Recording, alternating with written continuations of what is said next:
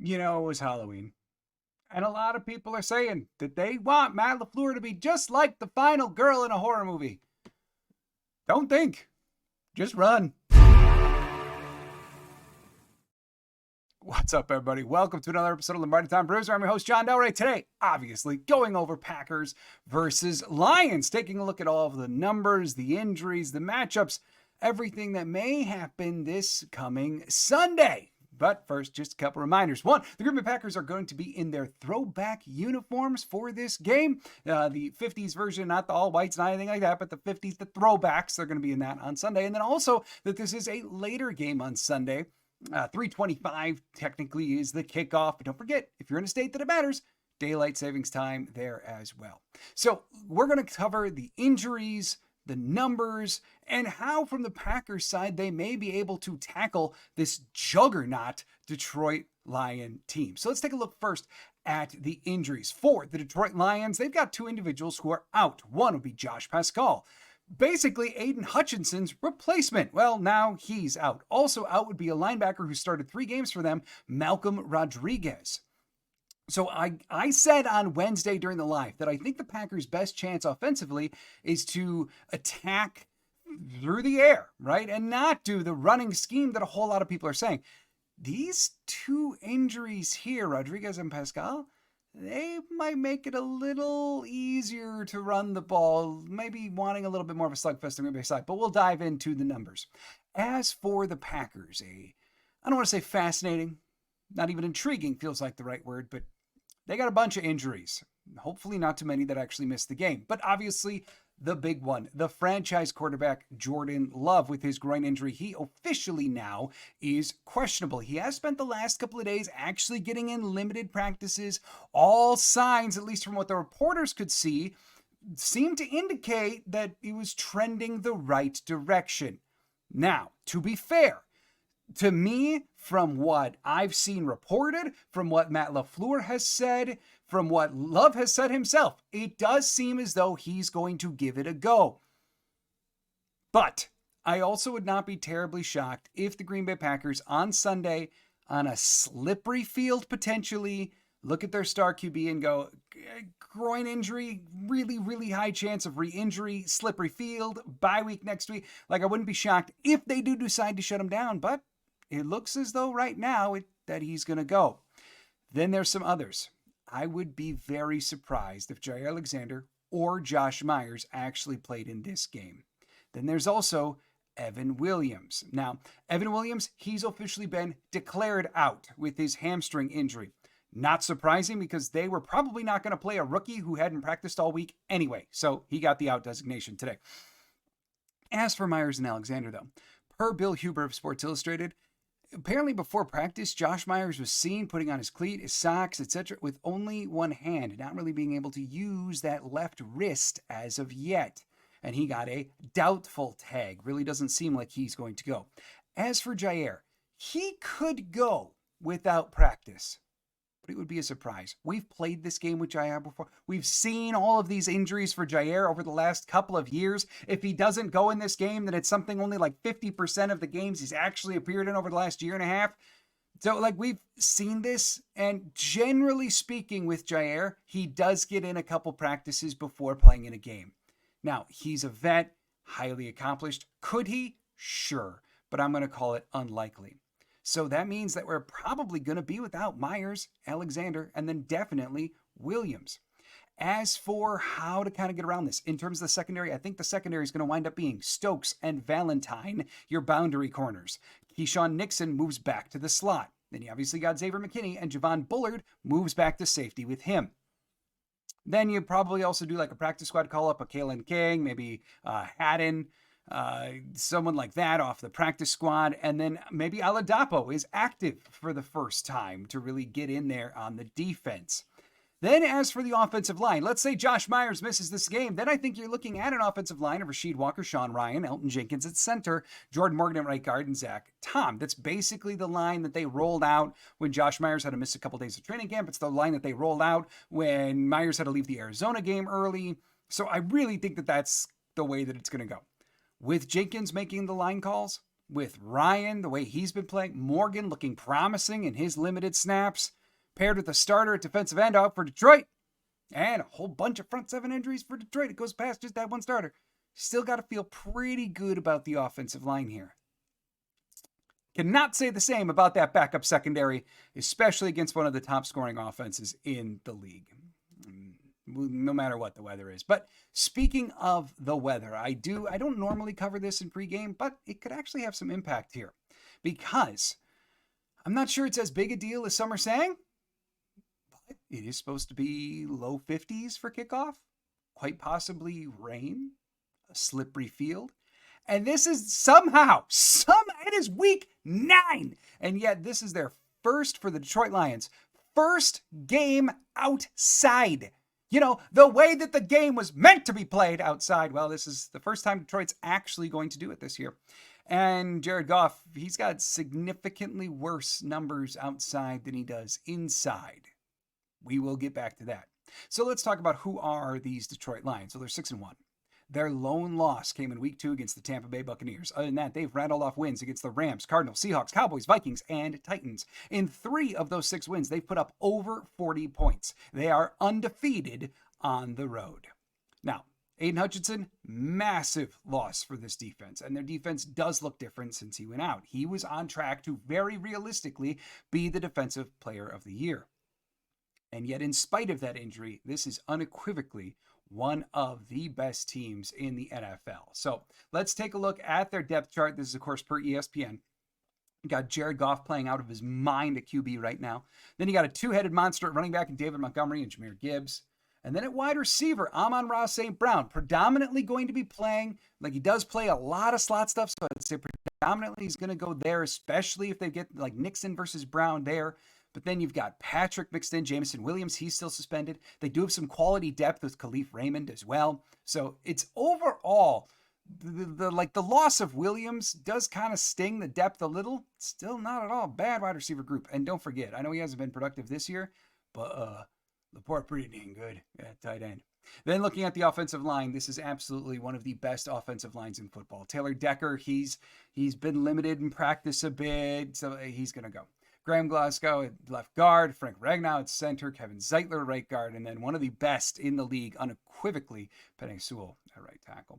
Looking at their 4-3 defense, James Houston kind of lit the world on fire last year as a pass rusher when he was able to go. He's obviously still there. Then you got McNeil and Reeder in there at defensive tackle. And then with Pascal out and Hutchinson out and Davenport out and Kaminsky out, it looks to be a healthy dose of Pat O'Connor at that other defensive end, although from what I was reading on the Detroit side of things, they're not exactly sure yet who's going to be there.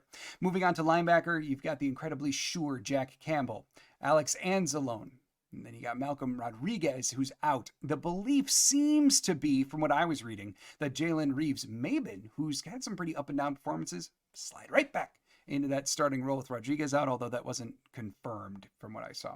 Then the secondary, Carlton Davis, Tyrion Arnold, Brian Branch, Kirby Joseph, and Amik Robertson. We're going to be talking about them a bunch in just a little bit. And then, they got Jake Bates at kicker.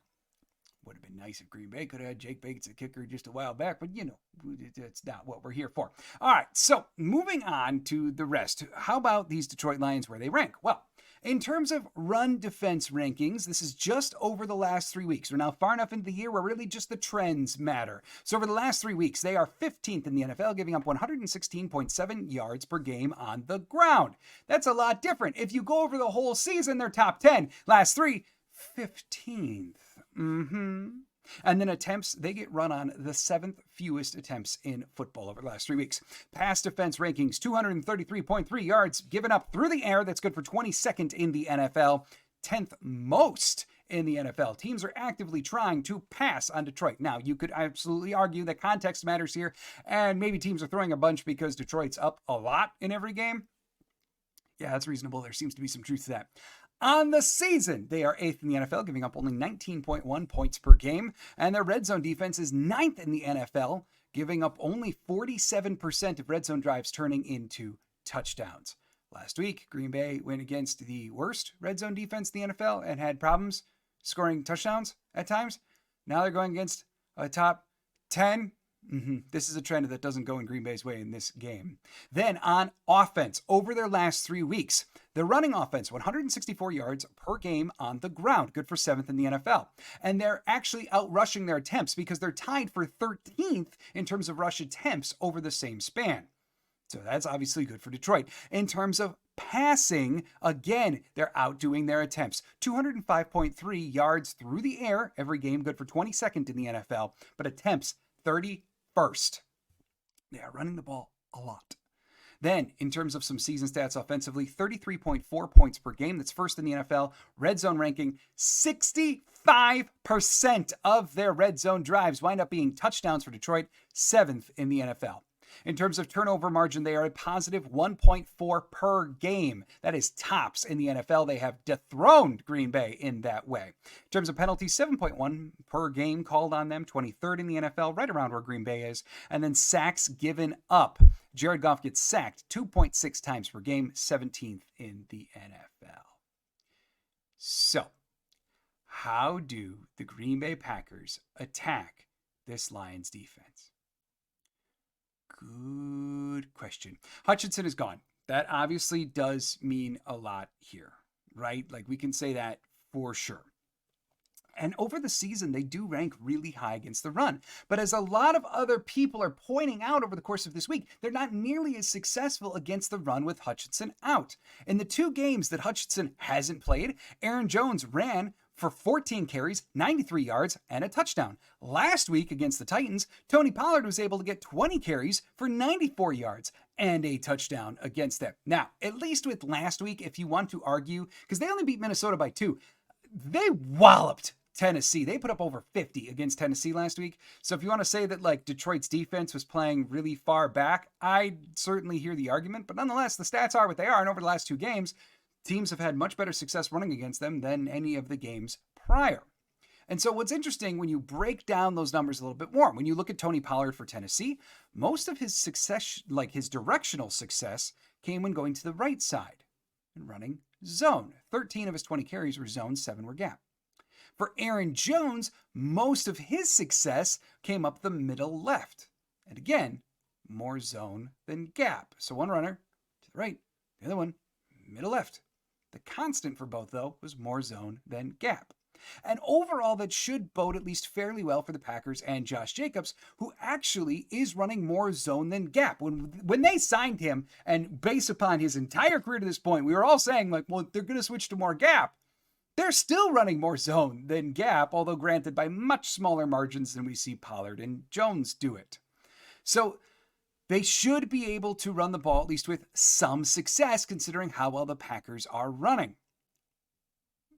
And I get why people are saying that they want this absolute slugfest. Just run the ball, right? Be the final girl in the horror movie, like I said. Just run, don't think, just run. But when I really dive into the numbers, there's a couple of things here. Because, yeah, their safety play in Brian Branch, Kirby Joseph, it's fantastic. You know, we've been bragging about having Evan Williams and Xavier McKinney, 2 top 5 PFF safeties next to each other. Well, there's one other team in the league that can say the same thing, and it's Detroit. Legit, if Evan Williams were playing in this game, 4 of the top 5 safeties in the NFL would be playing. Like, Detroit and Green Bay safety duos are that much better than any other duo in the league. But their corners are not nearly as good. Tyrion Arnold, very, very good rookie. Carlton Davis has certainly had some high peaks in the NFL. But this year, they're giving up some numbers. They're both allowing over a 100 QB rating when targeted. Plus, each one of them have been penalized on average more than once per game. Each one, through only 7 games, has been flagged 8 times. And we know cornerback penalties especially have the potential to be drive changers. Even their nickel corner, Amik Robinson, he's allowed a catch percentage over 65%. He's allowed the most yards after the catch on the team and a QB rating north of 100. So while for most of the season running has proven really, really difficult, numerically the most vulnerable spot has repeatedly been attacking their corners. Combined on the year, these 3 guys have given up 5 receiving touchdowns, over 400 yards after the catch, and they do not have a single interception. So let's flip the script. I think that that's probably the best way, if Love is playing, that they can attack Green Bay. Yes, still do some run. I don't know about getting into a tit-for-tat slugfest. As for how to stop the Lions' offense, again, good question. Per ESPN, the Detroit Lions have scored 24 touchdowns in their last 5 games. That alone, that's a really healthy number. That's darn near 5 offensive touchdowns per game. That's really good. But then you read the whole stat and it just gets stupid. The Lions have scored 24 offensive touchdowns in their last 5 games and have just 20 incompletions in the same span. The first team since 1950 to have more touchdowns than incompletes over a 5-game span. More touchdowns than incomplete. You do it for 1 game, it looks fantastic on a stat sheet. You do it for 2, oh dang, you are talented. You do it for 5, it just is incredible. And that's where the Detroit Lions are at right now. And I will say too, because the reputation for a long time has been, well, Jared Goff, yes, when he gets protection, he can pick you apart. He's a good thrower of the football, but there's 2 things that he just cannot do. He can't throw under pressure. That's been a reputation of his for a long time. Then the other thing, can't throw in weather. Okay, well, not even pressure seems to slow down Goff anymore. Because coming into this year, he had never, over a whole season, had a QB rating over 75 when under pressure. This year, it's 95, top 5 in the NFL. Overall, outside of pressure, his season stats are great. 13 touchdowns, 4 interceptions. His completion percentage is now a staggering 74%. And the last time he was under 70% for a game was week 2, which just happened to be their only loss. So if pressure's not going to do it, and Ben Johnson is a maniac right now in calling this aerial attack, maybe the Packers do have to rely on the weather, or as an insurance company would call it, an act of God. Per Paul Noonan over at the Acme Packing Company, one thing that could still maybe be banked on would be Goff's struggles in the weather. This is what Paul wrote there. Goff averaged 1.77 touchdowns per game indoors and 1.47 outdoors. He averages 0.57 picks per game indoors and 0.79 outdoors. His indoor-outdoor passer rating is 100.1 versus 89.5. And he does mention tiny hands, the fact that Jared Goff has tiny hands a bit, so that's what he's referencing here. Going back to the tiny hands thing, he fumbles 0.36 times per game indoors and nearly double that, 0.7 per game outdoors in the elements. So overall, most quarterbacks are better indoors than they are out, but not to that degree of differences in their stats. And as I mentioned, this is the first game that Detroit is going to be outside this year. Plus, keep in mind, over the entire span of his career, the last time Jared Goff played in any type of severe weather, like rain, was a couple years ago. And he's got overall a losing record when playing in the rain over his whole career.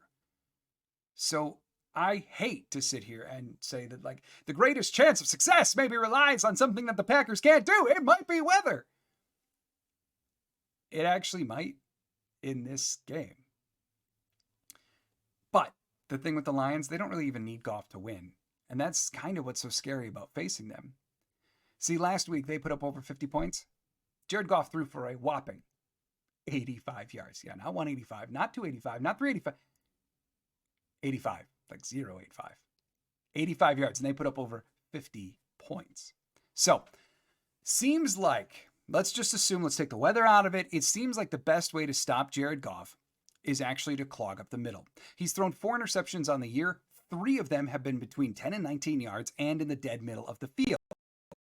Also, half of his turnover-worthy plays, the PFF judges, have been in the exact same area. So then let's take a look at Detroit's run game. It must be pretty stellar if Jared Goff can only throw for 85 yards and they're putting up 50. Yeah, it is. Both Jahmyr Gibbs and David Montgomery have PFF grades over 80. Don't like PFF? That's fine. Let's look at other numbers. Each is over 400 yards rushing. Each is over 300 yards after contact. Each has at least 6 touchdowns. Each has at least 22 missed forced tackles. Or forced tackles missed. Letters tricky. And yet, they each accomplish all of those accolades in very, very different ways. Just think about the running backs and their reputations, right? Montgomery, more of a bruiser, breaking tackles. Gibbs, more of a slasher. He's going to break your tackles in a different way. It's as effective as a 1-2 punch as exists in the NFL. And one thing we can say for sure, is Green Bay is going to have to tackle better than they did against Jacksonville in order to slow down Detroit's running game. Funnily enough, totally statistical anomaly here. I just found it super interesting, so I'm going to share it anyway. The one time that the Detroit Lions lost this year, Tampa Bay actually had 18 missed tackles against them. How come whenever Green Bay gets 18 missed tackles, they lose? Didn't happen to Tampa Bay, though. They beat Detroit with 18. So overall, look, Detroit's an incredibly good team. Now, I say all this, maybe they'll look like a total mess on Sunday, but the reality is they're a very, very good team. When they want to, they can pass the ball very well. Jared Goff is playing better this year than realistically he has at any other stretch in his career. And fine, you completely shut down the passing attack, then they got Montgomery and Gibbs. And on Green Bay's side of things, if Jordan Love is on one, if he's good, if that groin is good, well, sure, then they can put up points with anybody. And Josh Jacobs has given them the kind of run game that can keep up with anybody. But then you're kind of relying on the defense, right? Which defense is ultimately going to be trusted to stop the opposing offense more? And that's why I'm kind of at this place of, while I've learned, do not count Matt LaFleur out when the odds are against them. If anything, Matt LaFleur is at his most brilliant when some of the best Packers are out. But Detroit's a very good team. And kind of like the Minnesota game earlier this year, I just wonder if this game is catching Green Bay at the wrong time. Love may be slightly hobbled because it's been acknowledged, even if he does play, he's going to feel that groin injury. So he might be slightly hobbled. Then you're also dealing with some shuffling on the offensive line. Sure, they'll still be talented. They'll be very, very good, but it's still shuffling, right? And then that secondary. If Evan Williams can't go, yeah, their odds of stopping Jared Goff do get a lot smaller, regardless of whether water is falling from the sky or not. So ultimately, let's say the weather does play a factor. Let's go Detroit 28, Green Bay 20.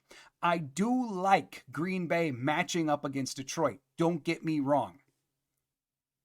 But Detroit right now looks rather unstoppable, and they're healthier even after losing Hutchinson, compared to what Green Bay is dealing with on the injury front.